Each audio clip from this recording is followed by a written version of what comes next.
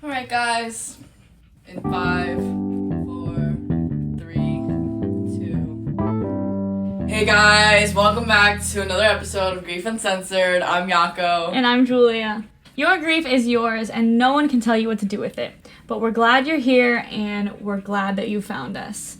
Be sure to follow us on Instagram at Grief Uncensored, where we have a series called Feature Your Loved One, where you can send us photos of your loved one with a caption, and we'll post them. Yeah, we also have a Facebook page. You can follow us and like us on there. If you want to join our Facebook group, that is all meant for people who are grieving in their 20s. You can feel free to join that. That group has over 100 members, which is amazing. We also have a TikTok where we make some great unhinged TikToks about grief. Yeah. And lastly, we also have a YouTube. If you're a visual person, be sure to tune into our YouTube and subscribe to our channel. Yes, so And that's it. Let's get into the episode. Right, so today we're in my room, you guys. There's a bunch of random things on the wall. Please don't look into it too much. It is a little bit random. So honestly, the unhinged vibe, as you can see, is curated in the room. Starts in the head, actually, and then transfers into the room, and then to this podcast. But also, continuing on about today's episode, we have another exciting guest, you guys. It's been really fun having a couple different guests, getting new perspectives on everybody's grief journey, because, we're not the only grieving people in this world, unfortunately. Mm-hmm. There's others who can relate to this terrible feeling. But in that process, we've really gotten to, connect with other people in ways that you really don't even get to connect with some of your own friends and, family members. That's so true. You get to know these people, so deeply, and you really understand them and everything they're saying, because all their words could be your own, too, because your experiences are so similar sometimes. So that's been really fun. Today, we have a special guest, Carson Drain. You might know her from TikTok, Carry On with Carson. We're really excited to have her on, and we're going to be talking about how grief impacts relationships, specifically your romantic relationships with your significant other. Yeah. So we'll just dive right into it, and let's welcome Carson. Yes. Woo. Hey, welcome. Hi. We're so excited to have you on. Julia has shown me your TikTok maybe a couple months ago. She was like, look at this girl's TikTok. And all your TikToks that we've seen are so relatable and so well spoken. Mm-hmm. So we're honestly just have been looking forward to having you on and really get to talk with you. It's so exciting. So yeah, it's so powerful what Carson does, and I will let her introduce herself and talk a little bit about her grief journey and what we're going to share with you guys today. So Carson, hello. Well, thank you guys so much for having me. Your podcast is incredible. I think talking to a younger demographic too, especially you guys, coming out of college, it's such a hard time to be going through grief. I think in a way at 27, I'm about to turn 28, is a little bit different. I think it's different at any point in your life when you experience grief, but there's so much that is relatable for everyone. So you guys are doing an awesome thing as well. Thank you for that. And so if you guys don't know my TikTok that are listening, my name is Carson, and I, at the end of 2021, lost both of my parents very suddenly. And I will try not to cry while talking about it, but I cry pretty much every time. It's okay. We cry at pretty much every episode. Yeah. I know. I'm pretty much used to just crying in public at this point. But so, yeah, I was living a pretty normal life. Just, got a really good job and was hanging out with my friends, living in Seattle, and just really having a good time. Then I got a call from my mom that she was in the hospital for back pain. And I went home immediately just because I felt like something. She told me she was going to be fine, and I just felt like something was just not right. And my dad also had beginning stages of depression, and I was like, all right, I just have to go be there for my family while we figure it out. And everything spiraled just so fast. Back pain turned out to be cancer. My mom had had spinal surgery, and in the middle of all of that, my dad fell down and hit his head. And less than 24 hours later, I got a call that he had a massive brain bleed, and it would make sense to say goodbye. And so I had to handle all of that, had to handle his side of the family flying down in the middle of my mom just quickly deteriorating from cancer. We unfortunately never were able to find out what kind of cancer it was, which I think is probably the hardest things that I've had to just come to terms with. the way I think about it is, it's like a hit and run, but you don't know what hit you. Mm-hmm. Like with my dad, he was a little bit older, he had dementia. It didn't make sense, but it's easier to rationalize in your head as more of a natural event. But with my mom, it just did not make sense. She had no symptoms. Yeah. She was fine. She was healthy. And, so then 4 weeks after my dad passed away, we said goodbye to my mom as well. And it's just been just a whirlwind of figuring out what that meant. I really had never been confronted with that either. And I know that's probably lucky to say, too. Many people are experienced it much, much earlier. But then I feel like I got really smacked in the face with it all at once. Totally. So, I think posting on TikTok, I started posting 2 months after my mom passed away. And I didn't really know what to expect from it, but grief is just so isolating. It's really awesome you guys found each other in your grief, because no one I know has even lost one parent, let alone both has most of my friends have 2 happy, healthy parents that are in their lives, right? Hang out with all the time, and it is so difficult to relate. So that's why I've been doing it. It's been so helpful. Yeah. It is so hard to see all these other happy families, and I just am always going to be longing for that, literally for the rest of my life. But it does seem exaggerated when you're young, and even some other grief groups that I've seen, on Facebook, for instance, I'll be a part of it, and then I'll be oh, this woman lost her mom, it's so sad, and I'm really resonating, and then towards the end they talk about maybe their own family, and then you realize they're 50 or something, and then they lost a parent, and it isolates you even more, when you realize that nobody can really relate, especially not the majority, that anyone can relate to something happening to you so young. Right.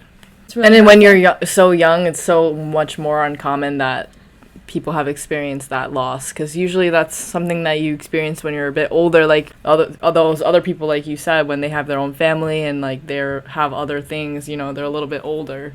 And especially from your story, it sounds like it was very sudden, which is so, something you didn't have time to prepare for, which is such another thing, because it just feels like your life was taken away from you so fast. Yeah. It's like you're literally propelled into a whole new life. One day, literally everything's fine, and all of a sudden things start to get blurry, then the next thing you know, you're coming out, and you don't even know what just happened, and now you've lost the 2 most important people in your life.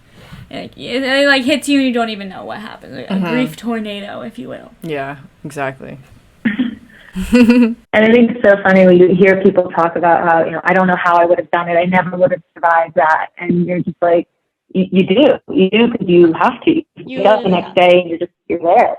Exactly. Yeah. And do you also feel like that's insulting, because you're you wish you never, you wish you weren't me right now, because you're saying oh, I would have never been able to survive that, but you are standing there as someone who literally had to with no other choice. Exactly. And it's not something you wanted to do at all. For sure.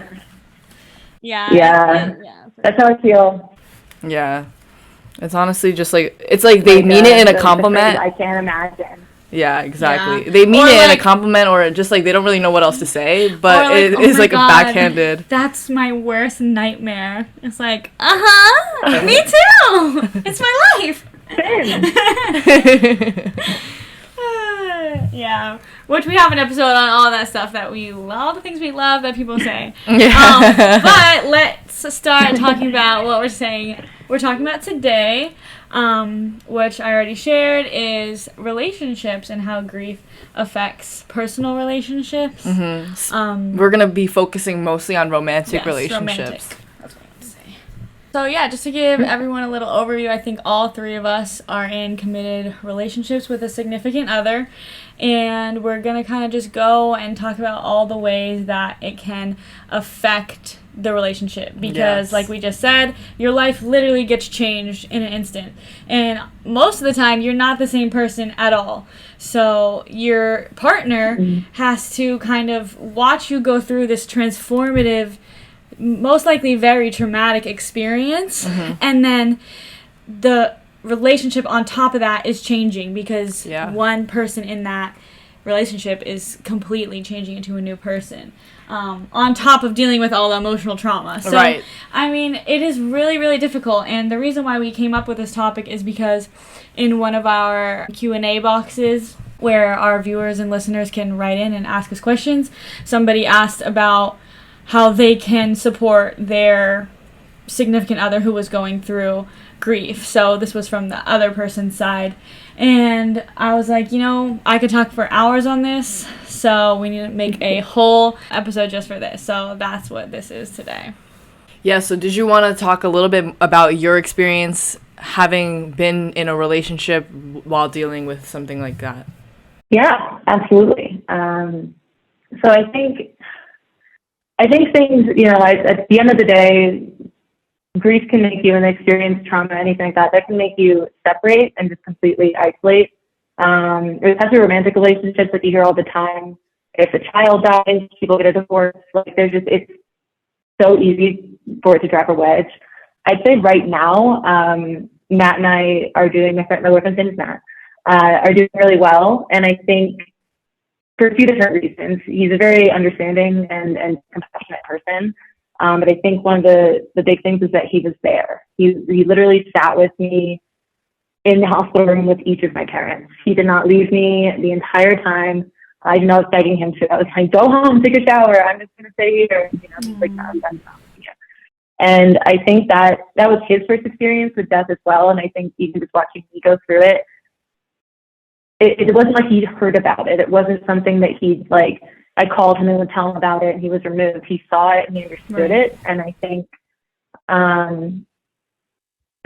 that was helpful in bringing us together. I do think there are definitely some issues that we can talk about that grief has brought up, like a codependency. I think we definitely are very codependent people at this point. Mm-hmm. Emotionally, like I don't know how to survive without him. What if I have a breakdown? He's not there. What if I need to talk to someone who else understood, like he understood? Mm-hmm. And so, I think that's kind of an overview. But we can dive into some of the things that. I totally relate to that part about him being there and just witnessing the whole thing. For me, my boyfriend knew before me, and he was the one who had to tell me that my mom died. So, oh my God, it was like almost a bond that it was definitely a bond I didn't want, but when it's someone that you love, like someone that's very close to you is the one that's delivering that news, like I kind of picked apart how he gave the news to me, and like there's no right way to tell someone that, and there's also no way to make it less traumatic.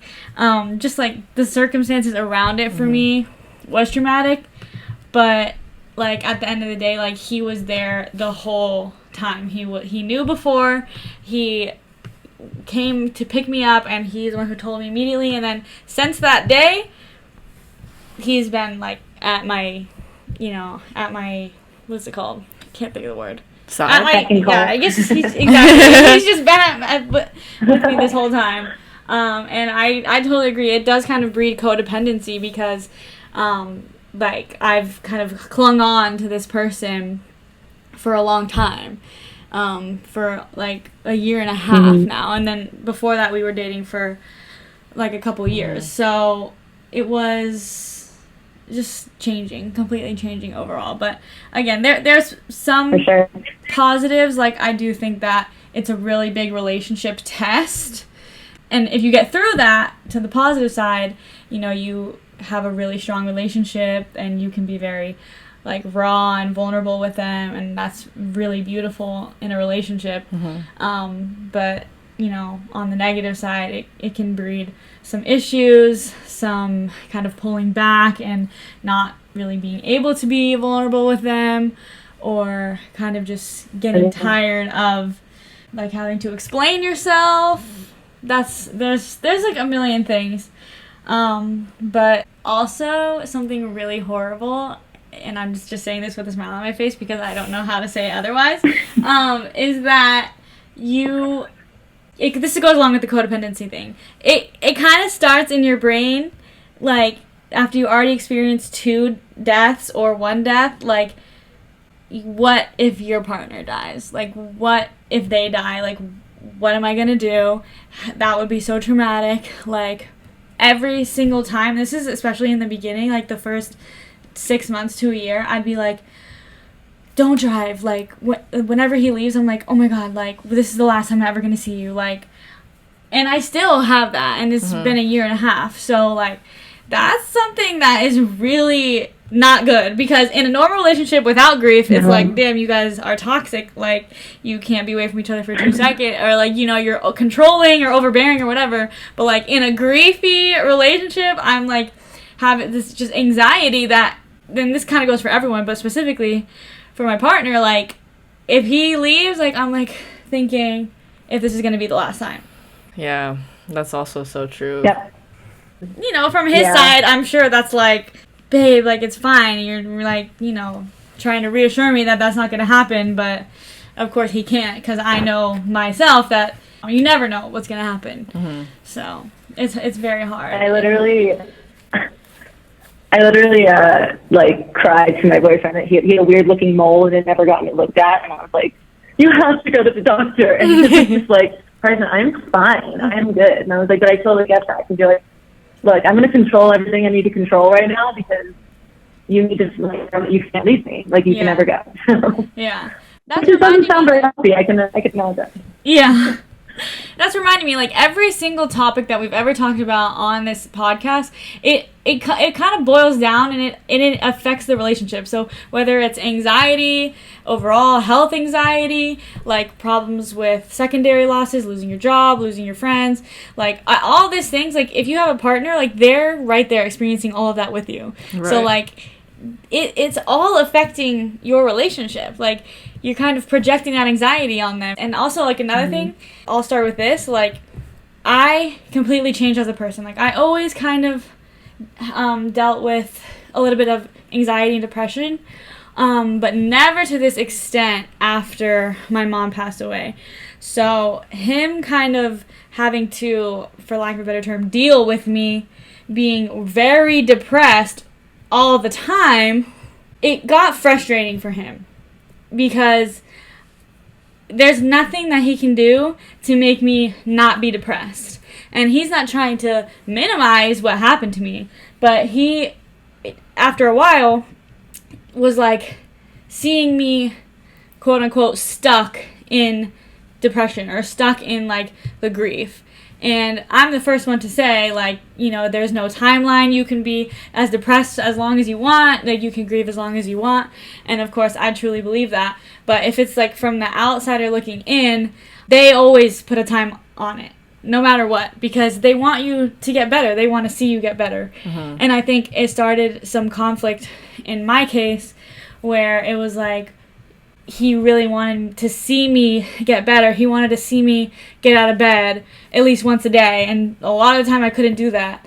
And it's frustrating, and it's hard to see someone that you love, like, in that scenario. Yeah. And I think that brought up a lot of complicated feelings for him. Like, it was frustrating for him, especially because he's a very positive person, and he just wants to, like, oh, let's go for a walk, and I'm like, a walk? My mom is dead and you want me to go for a walk? Like, you know, and that's kind of how it is, especially in the beginning times. So, like, it wasn't a long time until I finally started to resemble my old self. And I remember having a conversation with him about that. He was like, I really just want you to be back to your old self. And I had to sit him down and be like, I will never be her ever again. And I know that fucking sucks for you. It sucks for me, definitely. But I have to acknowledge it sucks for him too, because I'm not the person that he was in a relationship with. I'm a completely different person now. I don't like to do the same things. I'm not the same happy-go-lucky person. I don't want to just, you know, go out and go to the clubs and go to the bars anymore. Like, no, I just want to be home. I want to be safe. And, you know, that's just one example, but it's a million things. And it took a long time, slow steps to even resemble that old me. And I had to tell him that. And it was up to him, really, at the end of the day, to decide whether he was willing to sit there and be with me through every step of the way. And that's where the testing of the relationship comes in my opinion. Yeah. I think on top of all of that, you're dealing with the depression and anxiety, but then you start to feel guilt because you're not that same person. You're not, yes, the guilt. And then the guilt, like, you're sitting there like, okay, he wants to go out with our friends. I have been this just like totally depressed, sad person for so long. Like, I feel like I should suck it up and like try and go out, and it's exhausting and it's horrible. And the worst part is, like, he understands if I just told him, but at the same time, you wonder how long you can do that.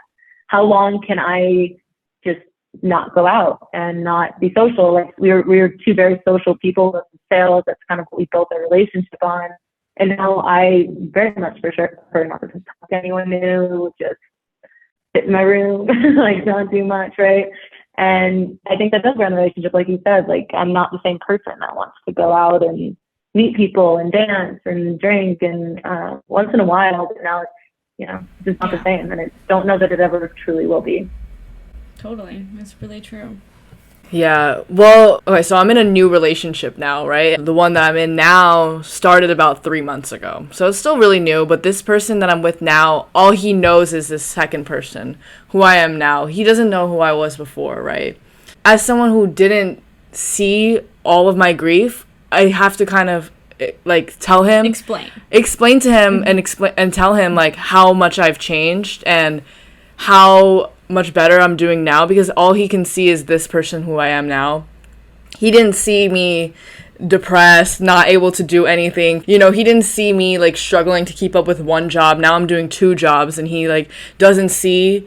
I mean, I think a part of him probably knows, because also like that is like I don't know, there is part of him that he probably knows too, but at the same time, like, I feel like it's hard for him to see the full picture of how much I've been through and how much I've overcome in this past year. But also, not only that, but every time I do feel like I'm overcome with the feeling of grief, and it's like overwhelming me to the point where I'm just crying at the sight of, like, I don't know, I'll be playing pool and I'll be like crying because I'm remembering that me and my dad used to play pool together and all these things, and it's like such a random trigger, It's always like I'm looking out the window and then I saw this dog, and this dog is like one that my dad loved, or what I'm saying. So it's always something so random, and I'll just start crying. And I feel like he doesn't know how to predict these things, but also neither do I, right? So how can I prepare him for that when I can't even prepare myself? And then 2, I always feel kind of like this is maybe just a toxic thought for myself to have, but I always feel whenever I pour out my grief onto him or explain it to him, I always feel like I'm using him. Yeah, there's the guilt coming in. Not using him, because I'm not using him. Like, we're in a relationship and that's what we're there for, to support each other. But I feel like a part of me is like using him for emotional support, and like I feel like you're scared that you're being codependent, but also like I feel like I'm manipulating him to feeling bad about me, and like I don't know, but it's not manipulation because it's literally just the truth. I don't know. Totally that is. I always feel that with manipulation. Like, we'll have a fight about like the dumbest shit. Like, it'll be like some stupid argument that I'll already be like up here, and so we'll have the argument, and then I'll start crying, and then he feels bad. He's like, oh my God, I made her cry. And I'm like, I'm really not trying to manipulate you. I am just a mess. And that's really true. Yeah. No, that literally happened to me because I lost to pool, right? And I'm a competitive person. But this day, I was crying because, like I said before, like, me and my dad used to play pool. So not only did I lose, I'm now thinking about my dad, and I start crying in the car. And I felt like you said, so manipulative, because I'm like, he's like, is this girl really crying that she lost right now to the pool? And I'm like, no, I'm really crying because this is just triggering me to like be sad about my dad and everything, and like I don't know, in that moment I definitely felt that. I've definitely felt that too, like when we're, like you said, Carson, like we're having like an argument and it's over like probably something really small and dumb, but like I go to like 0 to 100 because anytime I feel like someone is like being hard on me, I'm just like, I can't handle it, like my mom died, like I can't handle anything else on top of this, and like I do definitely feel bad, like I feel like I don't want to use it as an excuse or like as a way to kind of like win the argument just because it will stop after that, because nobody wants to push it further than that. And like I wouldn't say I do that a lot, but I am like mindful when I kind of just want to be like, when I bring up my mom, and then you can't go anywhere after that. You really can't. Yeah, that's true. No.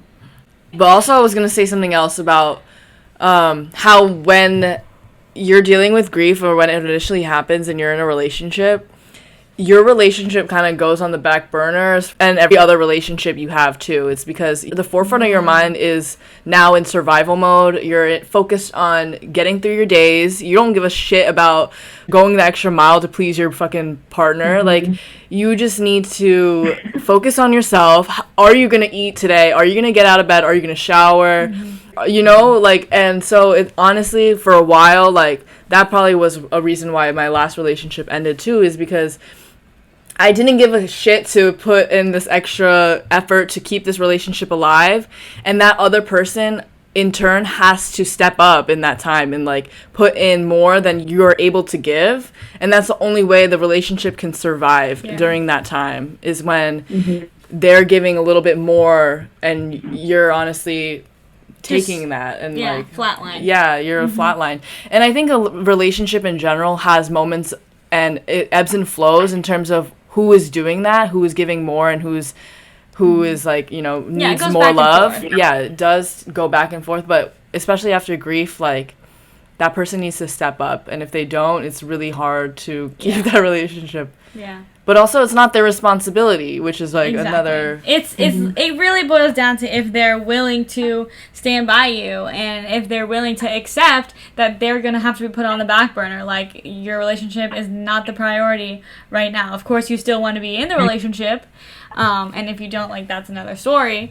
But like, if you do, your partner has to accept that. Listen, like, you're literally on the back burner. Anything that we had planned, any maybe trips or any type of like emotional support that you needed, like I probably cannot give that to you.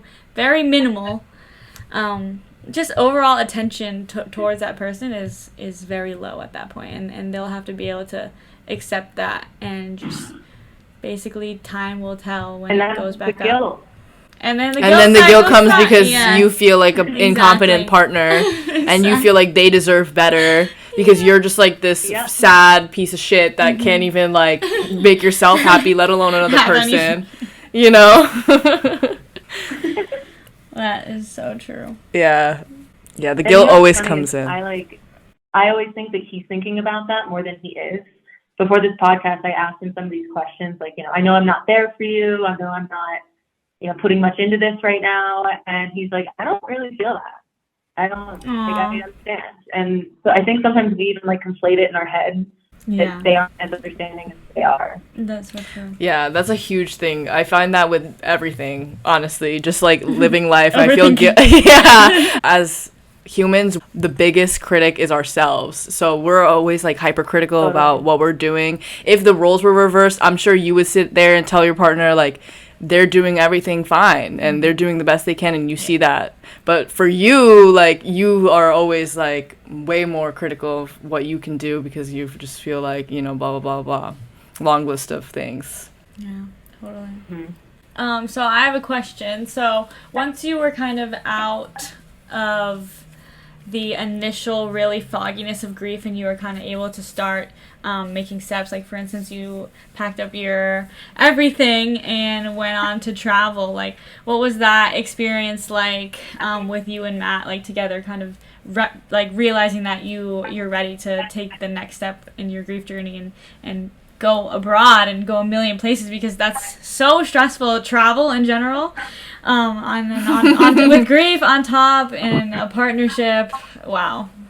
Yeah, I think so. Quitting and traveling, interestingly enough, is something that that wasn't like a new concept for us. We had talked about that since we started dating, but it felt like we just never aligned. Like I would start a new job and then I'd get to a point where I was sick of it and then he would have just started a new job, and so we just didn't do it.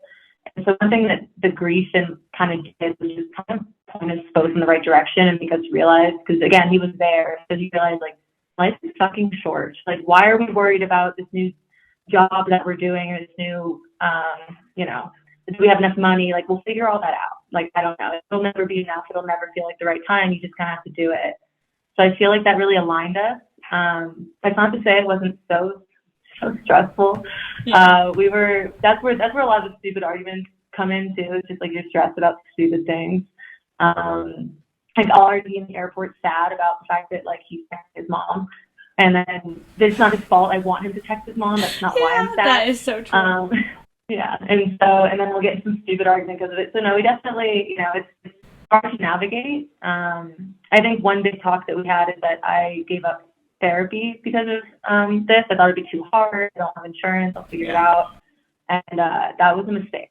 And I am, giving him all of my emotions and trauma, and we're together 24/7 in like time filled hospital rooms. And he's very gently saying, I think you should prioritize finding a therapist. And I was like, you are correct. So, yeah. Yeah, that is really, really hard.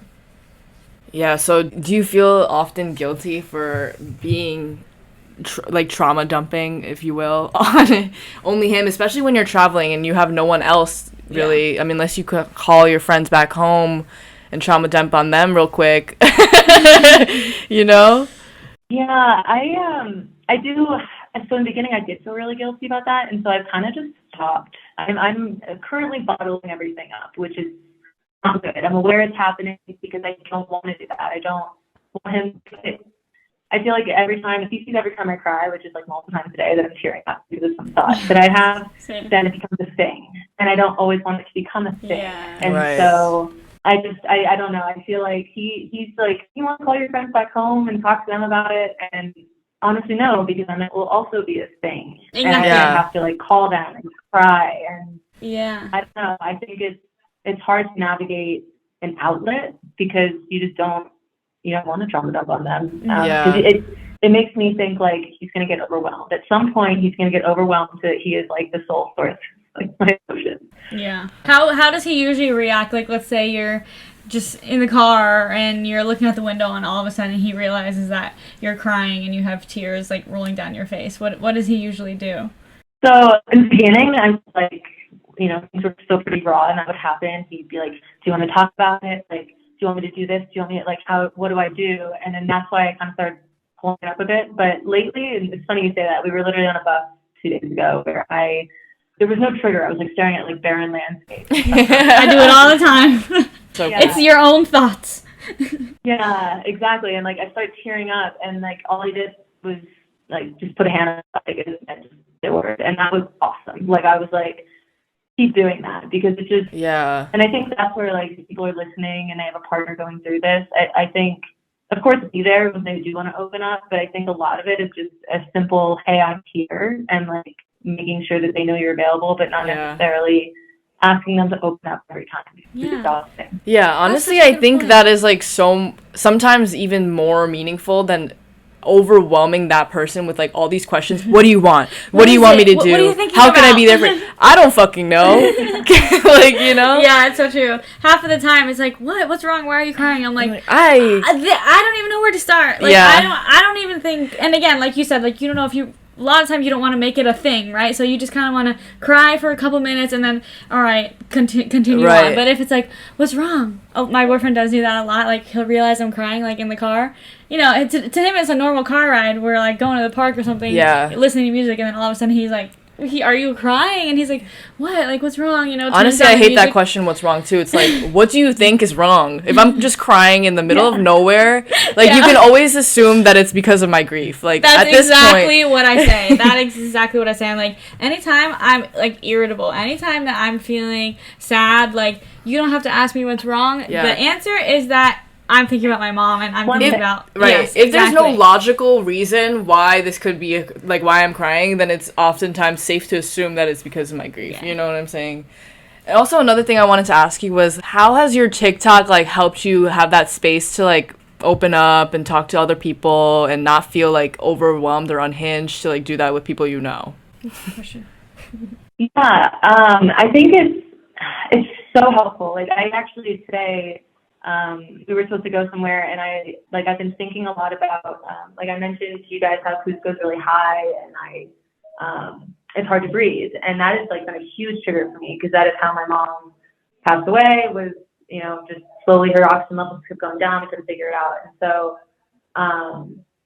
I did talk to him a little bit about it. He knew, he's like, all right, like, I already knew that was gonna be a trigger for you. Like, I didn't know what to say. I didn't know if I should bring it up, and I just told him, like, I kind of just want to like make a quick TikTok and talk about it, because people get it. Like, people on TikTok that follow me, and that's what I just love about it, is that they usually have like seen a parent go through something like that, or at least experience the grief, and it just, even people just commenting like, yeah, that happened with my dad, and I'm like, you get it. Thank you. You understand how that would be horrible. And I think it's just been helpful knowing that there's a community of people out there that, even if they're not surrounding me physically, like, they're there, and it's pretty awesome. That's the good of social media. That really Yeah, is. that's how we feel about our community, even though it's much smaller. But it's still so amazing to see, like, a bunch of people come together about something. I mean, I honestly wish that this wasn't the circumstances in which we were coming together, even with you, but, you know, it is comforting in a way to know that you can connect with so many different people, and especially when people are leaving comments like, oh, for us on our podcast, some people have reached out to us and been like, there's been nothing that really resonates with me, or that we can, like, feel that they, you know, feel like they're really speaking to us, and that has helped them, and they're so thankful. And I'm sure a lot of people feel that way about your TikToks too, the way you just openly grieve. And I feel like it encourages other people to openly grieve themselves too, which is very important. For sure. And like, I get a lot of, I'm not very good at checking it, Instagram DMs, and where people just say, like, everything that's happened to them, and how that, you know, they feel like watching me talk about it made them realize it's okay to talk about it, and it's okay to see 5 episodes later, a year later, whatever it is. And it just makes me realize how isolated, like,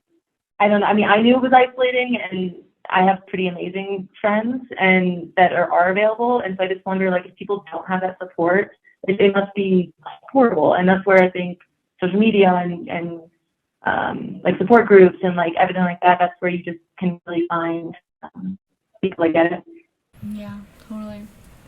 I wanted to circle back really quick, what we were talking about before, which was that sometimes they react, or they like ask you a question, or sometimes their reactions aren't exactly what you want, and sometimes it makes you mad, or it makes you like feel even more intense emotions. And a really big point that I wanted to make in this episode was that your partner's not always gonna support you how you want, and they're not always gonna do the right thing.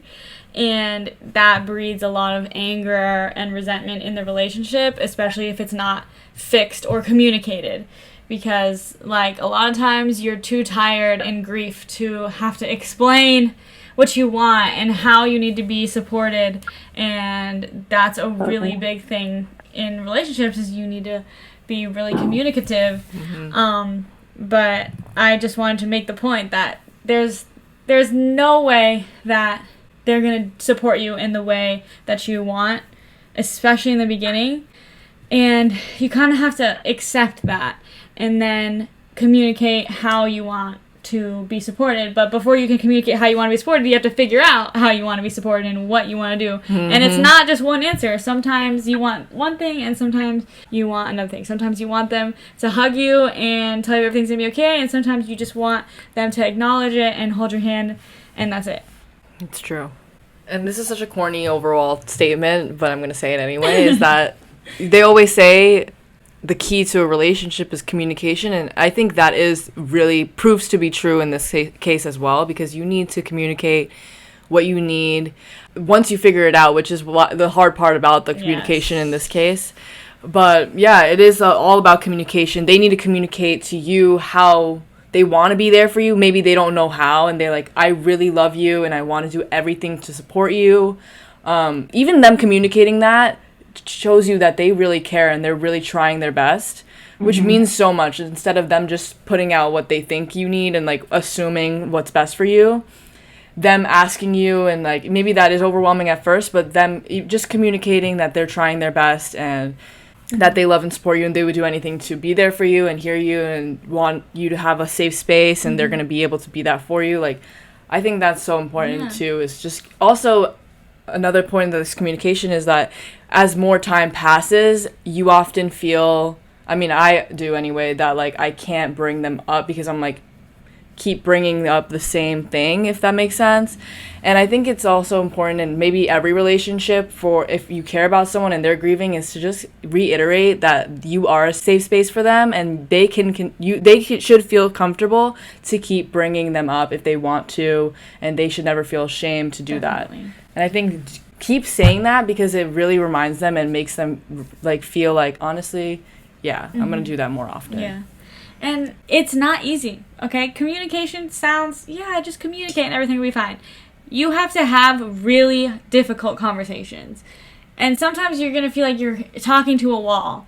And you're saying the same things over and over again, trying to figure out what you want, trying to figure out how they take what you are saying, how they're internalizing it, and how they're dealing with also all of this stuff too. Like, they're their own person and they're also trying to figure out, what they feel in their life and stuff. And like, these conversations to have with your partner are not easy. They are not easy. And I keep saying this, but like, are they the person who is going to stick with you and hold your hand through this whole thing? The answer is sometimes no. And especially because our audience is so young, like, it's true. Like, a lot of people, like, are not emotionally equipped to handle all of this horrible things that we talk about all the time. Yeah. And it's not easy. You're going to have heartbreaking conversations and really, really deep emotional conversations. And hopefully both of you guys are ready for that. Right. And you need to be with someone who's willing to have that. And if they're not willing to have that, then that's not going to work, to be honest, because it can't be one-sided. You can't feel like you're the only one opening up and they're just not receptive of that, and they don't really even know how to respond, especially from your partner. It's really hard to deal with. And then also, if that comes to a point where you guys do decide to end things, that is another, secondary loss to deal with on top of the grief.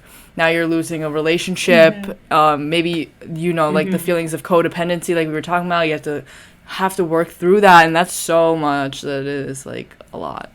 So much. And I think what's crazy is, like, the harsh reality of, like, especially that beginning period, too, is, like, you're going to get mad at them, you're going to, like you said, like, you're not going to like how they're responding to things or what they're doing, and it's because at the end of the day, like, nothing's going to make you feel better, like, nothing, and they want to make you feel better. You want to make yourself feel better. You want them to somehow magically support you through what you're doing. And at the end of the day, like, you guys both have to kind of realize it's just not going to happen. And you just have to get through it the best that you can. Exactly. Mm-hmm. Okay, let's talk about not taking things personally when, let's say, you don't want to go out, or you're in a bad mood, or you're just, you're doing something. Let's say you're celebrating something for them too, but you're just not in a celebrating mind space. Yeah. Not taking that personally, how that can be kind of like another form of breeding anger and resentment in a relationship, because you're not in the mindset to be this happy-go-lucky person, like we said earlier. But I don't know, in a relationship, it's really hard to not like take things like that personally, because you're like with them, Mm-hmm. I mean, they just have to accept that you're not that person. Like, again, it always boils down to just like, this is the shitty hand that you were dealt, and as the other person in the relationship, like, again, it's a choice to stay in it. It's a choice to fight for it, and that sounds easy when I'm saying it, but it's not just a yes or no. Like, it is work, and, it boils down to a lot of things, but it's a choice whether you want to stay with them and, continue to work to be in the relationship and continue to love them. Mm. Absolutely. The amount of times that I've, like, just been a total bitch to my boyfriend for no reason. Like, yes. And later, and I'll realize it too, and he'll be so nice about it. And then later I'm like, I was so mean to you, and it really had nothing to do with you. And I think that, you know, over the course of the last 8 months, 7 months, however long it's been, he's learned that, like you said, not to take it personally. Like he'll take a step back before being reactive, which I think is very helpful and a very nice personality trait that I'm very lucky to have. Yeah. Honestly, that's amazing. Oh, that sounds great. Yeah, also another thing that you wrote in your notes here is like how in the before, you know, you were focused on having fun and doing passion things like going on trips and dates, and then now there's always like that sad cloud of grief following you everywhere.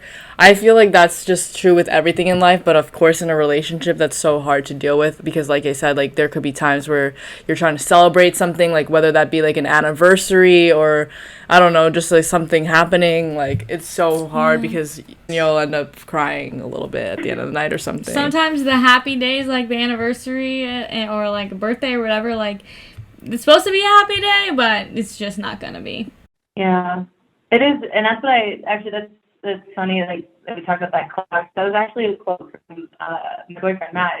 He said, he's like, you know, it's not a bad thing. It's something to be aware of. He's like, I feel like we try to go out and do the same things that we did. We're going to make dinner. We're going to go hiking. We're going to do all these things that we used to love and have so much fun together. But there is always just that, like, the grief is just coming along with us for the ride, and and we adapt to it. Yeah. That's really true. That's definitely a lesson I learned the hard way. Like, I tried to force myself to go do some things that I used to do. Like, for instance, there was this one night everyone was going to watch this UFC fight or something, some sports event, and I was like, you know what? Let me go. There was like 1,000 triggers for me that night. It just felt like it was horrible, and I ended up just being like, oh my god, I really want to go home. Like, I really just want to go home so bad. Then somebody came out and like sang happy birthday, and like, really triggered for some reason that the table next to us had a birthday, and I was just sitting there crying. And it was one of those nights where I think my boyfriend was just really wanting to have a good night. He was not trying to deal, which is valid. He, again, like, I'm bringing my grief, depression cloud around with me, and like it gets tiring. And like, although I really was personally hurt that he was just like not trying to deal with it that night, he was like, okay, go home, like I really want to stay. And I was like, oh my god, like I was hurt, but like, at the end of the day I really could not take it personally. I had to be like, okay, I learned my lesson. I'm not going to force myself to go out. I'm not going to ruin everyone's time, because then I feel guilty that I ruined the whole night for everyone. I think I ended up leaving early and just letting everyone else have their fun. But it's a lesson that I had to learn for sure. Yeah. Yeah, it is okay to be selfish in these situations. And I think it's, it's just about whether or not your partner understands that and are willing to let you do it. It's just, in my head, it's always like, how long can I do this for? Exactly. It's going to be forever. That's so true. But the thing is, it is going to be a little bit forever, because your grief is never going to go away. Mm-hmm. So at the same time, like, it might lessen. Like, the cloud is going to be, like, maybe a little tiny, like, burst of cloud instead of, like, a big fucking heavy-ass cloud. But it's always going to be there. Yep. That cloud is always going to be there. And some days you'll get sunny days. Some days you'll get cloudy days. Some days it'll be partly cloudy. Some days it'll be partly cloudy. Thunderstorms. Okay, we love metaphors here. We love a good metaphor. We live in a place where the weather, you just never know what's going to happen. Yeah, exactly. There's no meteorologist. You could plan a pretty picnic, but you can't predict the weather. There you go. Okay, let's start wrapping it up here. But the last thing that I want to talk about is just, let's speak directly to some people who want to help their partner who is grieving. Yeah. I wrote just a couple things down, but I mean, even though we touched on it a little bit, but here's some ideas that if you have a partner who's grieving, that, you know, I understand it's really hard to. Yeah. Do you have any advice for these people? So yeah, if we have any advice, let's talk directly to them.